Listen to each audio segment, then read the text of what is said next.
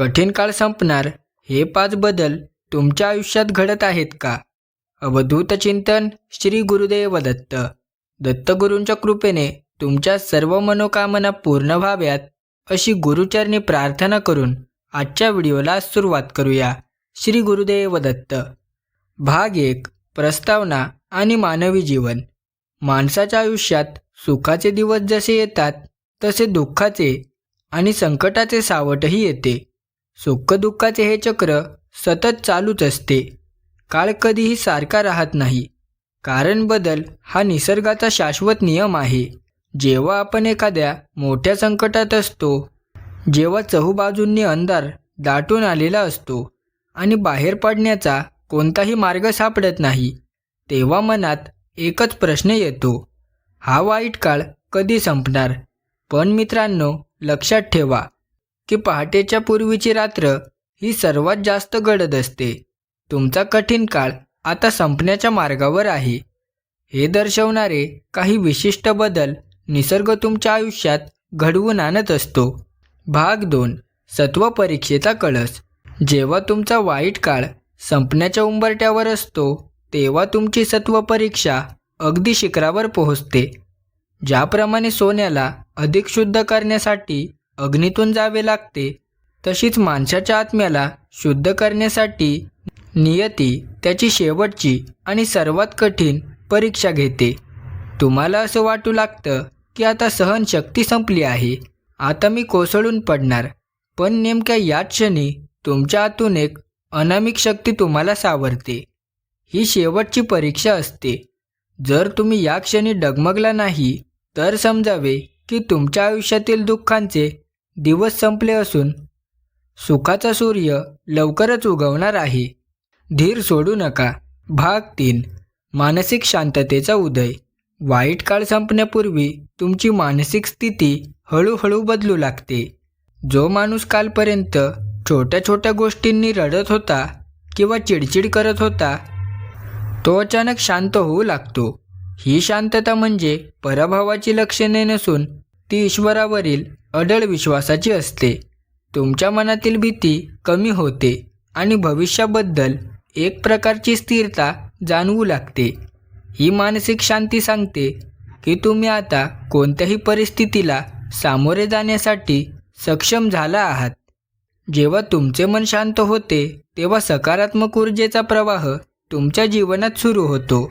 हा अंतर्गत बदल म्हणजे येणाऱ्या सुवर्ण काळाची पहिली महत्त्वाची आणि मोठी नांदी असते.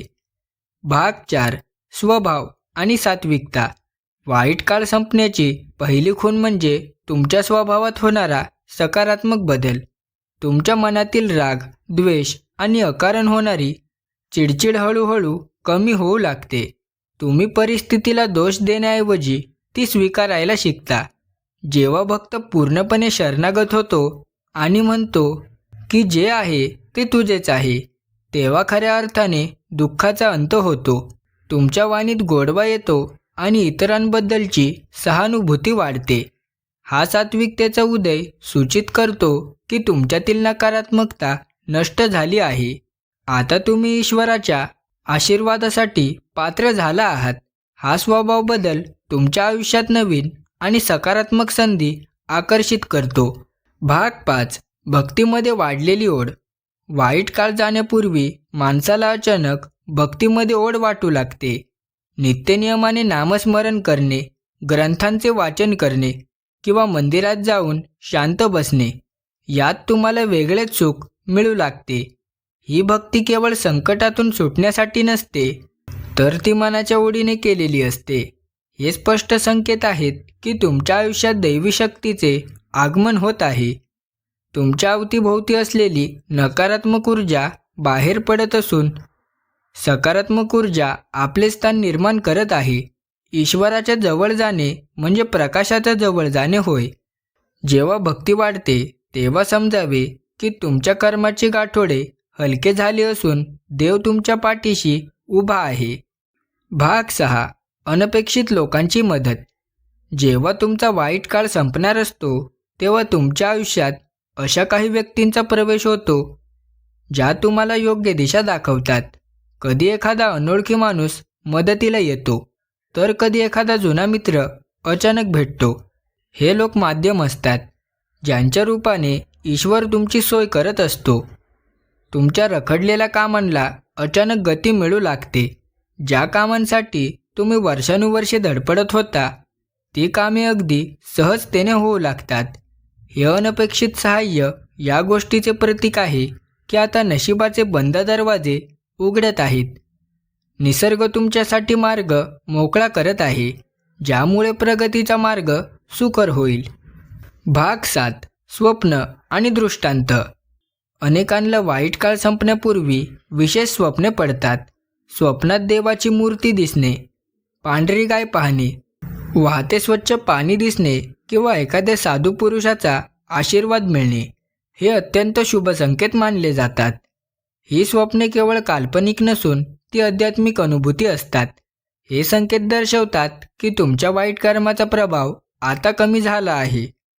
अशी स्वप्ने पडल्यानंतर माणसाचा आत्मविश्वास द्विगुणित होतो. त्याला कळून चुकते की तो या जगात एकटा नाही, तर कोणीतरी अदृश्य शक्ती त्याचे रक्षण करत आहे. हा आत्मविश्वासच माणसाला कठीण काळातून बाहेर काढून यशाच्या शिखराकडे घेऊन जाण्यास मदत करतो. भाग 8. जुन्या अडथळ्यांचे निवारण. कधीकधी वाईट काळ संपताना एक शेवटचा मोठा धक्का बसतो, पण तो धक्का तुम्हाला पाडण्यासाठी नसून तुमच्या मार्गातील अडथळा दूर करण्यासाठी असतो.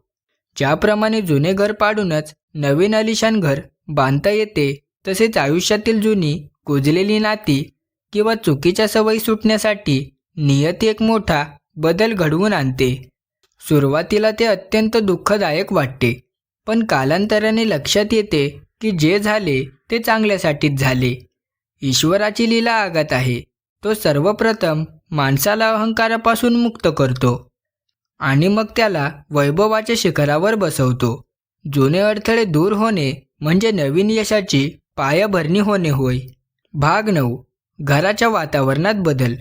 तुमच्या घरावरील संकटे जेव्हा दूर होणार असतात, तेव्हा घरातील वातावरण अचानक बदलू लागते. घरातील कटकटी, वादावादी थांबतात आणि घरात एक प्रकारचे मांगल्य जाणवू लागते. सुकलेली झाडे किंवा तुळस पुन्हा टवटवीत होऊ लागते. घरामध्ये प्रसन्नता जाणवू लागते आणि सकाळी उठल्यानंतर भीती वाटण्याऐवजी उत्साह वाटतो. नकारात्मक शक्तींचा ऱ्हास झाल्यामुळे घराचा वास्तुदोष मुक्त होतो. पाहुण्यांचे येणे जाणे वाढते आणि आनंदाच्या बातम्या कानावर पडू लागतात.